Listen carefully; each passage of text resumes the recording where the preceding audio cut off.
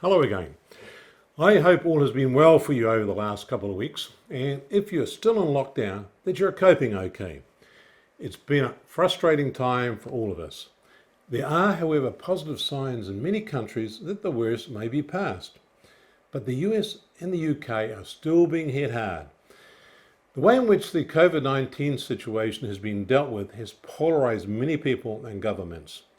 The removal of personal freedom has hit hard in many countries, and it remains to be seen what the best strategy has been: total lockdown or the Swedish model.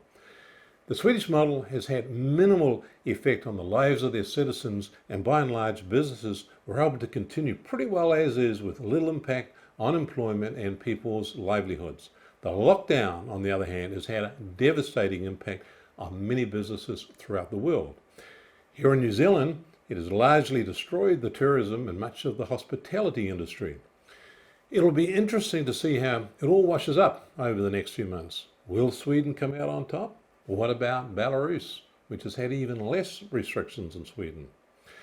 I personally favour the Swedish approach, but hey, I may be wrong. We will see. One thing that is indisputable is that your risk of dying from COVID-19 or any other virus for that matter is significantly reduced if you focus on your general foundational health. Not only will that reduce your risk of getting a degenerative disease of any sort, it strengthens your immunity and your chances of having a bad outcome if you get infected by a virus. I don't have to tell you about the basic things you need to do for foundational health, such as exercise and correct diet.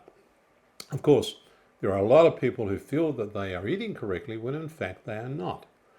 Remember, in the last issue we ran a survey on the eating habits of our customers. Here are the results. 64.2% of the respondents are omnivores, in other words, eat the conventional way, 10% of keto, 8.3% are carnivore, 6.7% are vegetarian, 5.8% are vegan, and 5% are other. On hindsight, we should have not included other, as I've no idea what that could be. Maybe it was paleo, which we forgot to include. Perhaps some of you who selected other could comment on that. I'm often asked, what type of diet do I follow? I don't strictly follow anything, but probably is closer to paleo, keto, carnivore than anything else. But having said that, there's no one diet that fits all.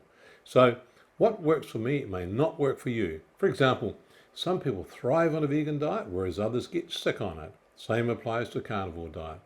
From what I have seen over the years, it seems that keto to be the most effective all-rounder for people striving for weight loss. Now, why is it that one person does well on one type of diet and another person does not?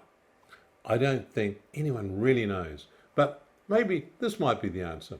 I'll explain. About 20 years ago, I read a book called Eat Right for Your Type by Dr. Peter D'Amo. He was an advocate and still is for structuring your diet around your blood type. For example, he advocates being a vegetarian if your blood type is A. People with type O should be more meat eaters. I'm a type O, so is the majority of other people. Perhaps this is a reason why I don't do well on a vegetarian diet. The actual science behind this eat for your blood type is, like many things we do with health, inconclusive. But if this is an area that is likely to interest you, you can find his books on Amazon. Oh, I should mention that we respect all views when it comes to diet, except eating processed foods or stuff out of a packet. With the exception of our fish oil, all our products are vegan friendly. Well, that is about it for today.